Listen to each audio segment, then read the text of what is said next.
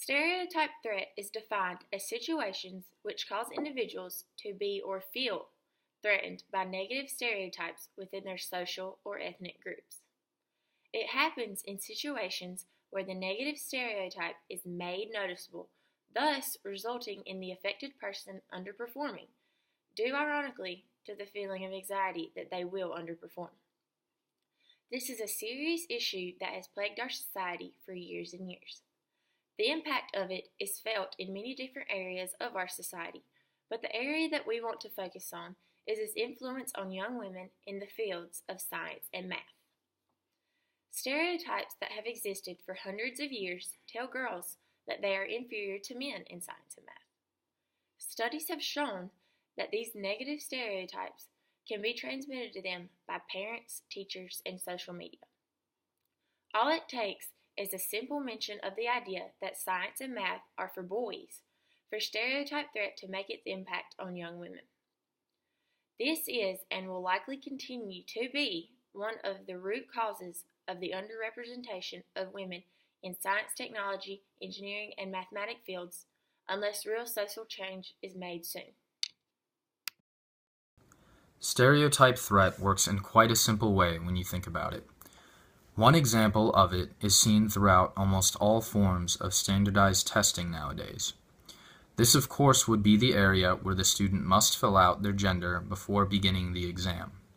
This can be detrimental for some women who, consciously or subconsciously, are reminded of all the negative stereotypes against women in math and science.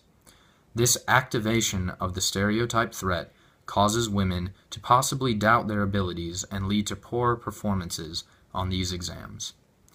Studies have even shown that stereotype threat can target and lower a person's memory capacity, which can directly affect their performances on math and science exams.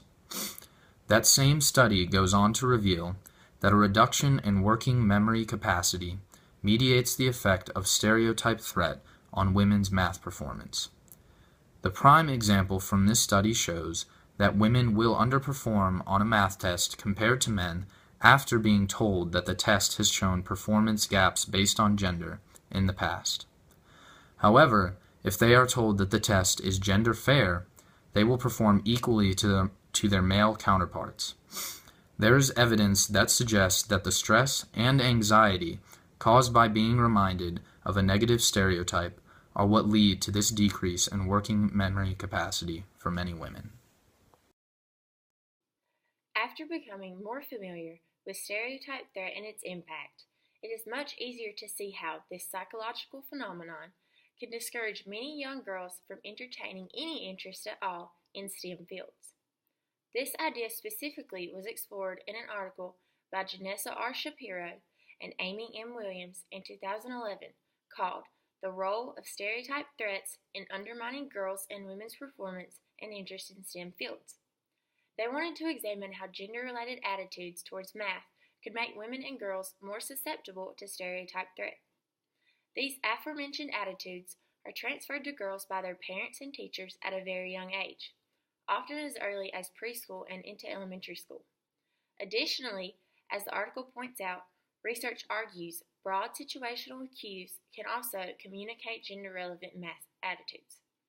These types of attitudes put girls at a higher risk for self-as-source stereotype threats, which means that they may believe in their own mind that their performance is adhering to the negative stereotypes about them. Contrary to the beliefs of many, this is not the only set of stereotype threats that can affect performance and undermine interest in STEM fields. Other as-source stereotype threats involve the concern regarding potentially being seen through the lens of a negative stereotype by others, or the possibility that one will poorly represent the group. This multi-threat approach to viewing the effects of stereotypes shows that there are various ways that girls' gender-related math attitudes can be negatively influenced, whether it be from parent, teachers, or some other kinds of environmental factor. The consideration of these factors and their effect on girls' performance and interest in STEM fields will facilitate the development of theoretically driven interventions that help to close the gender gap in STEM fields. These interventions that were just mentioned are what we and many others propose as viable solutions for alleviating the effects of stereotype threat on young women. Studies in the past show that intervention tools used to lessen the effects of stereotype threat have proved to be extremely effective. Such is the case in the article Improving Adolescent Standardized Test Performance, an Intervention to Reduce the Effects of Stereotype Threat by Catherine Good, Joshua Ronson, and Michael Inslet. In it, they provide an example of an intervention tool being implemented for 7th grade female students that worked incredibly well at improving their performance on standardized math tests. The students in the experimental condition were mentored by college students who encouraged them either to view intelligence as malleable or to attribute academic difficulties in the 7th grade to the novelty of the educational setting. As expected, the girls in the experimental condition scored significantly higher on the standardized math test than the girls in the control condition. This goes to show that interventions or programs that are implemented in schools for the purpose of reducing stereotype threat are indeed incredibly viable solutions to this problem. If young girls are performing at a higher level on math and science tests from a younger age, they will be more encouraged to actually express interest in STEM fields in the future. Even today, there are programs being put in place across the country to expose younger children to STEM principles and ideas. An article in the Tampa Bay Times entitled STEM Labs at Cypress and Moon Lake Elementary Schools challenged students with hands-on experiments takes a look at a prime example of one of these programs in action in a few Florida elementary schools. These programs could help to reduce the detrimental effects that stereotype threat has on girls' interest in STEM subjects by introducing students of all genders to the field. If this program proves to be as effective as it seems in the coming years, more programs like it should be implemented nationwide. And why stop there?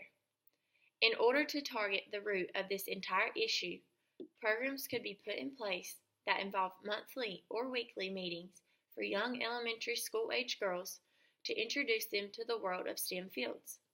The goal of these programs would of course be to increase girls' interest in the areas of math and science in order to directly combat the negative impact of stereotype threat. Considering the fact that many programs like it have been successfully experimented with, we feel that this program may be a gigantic leap towards the eradication of stereotype threat's influence on undermining the interest of girls in STEM fields.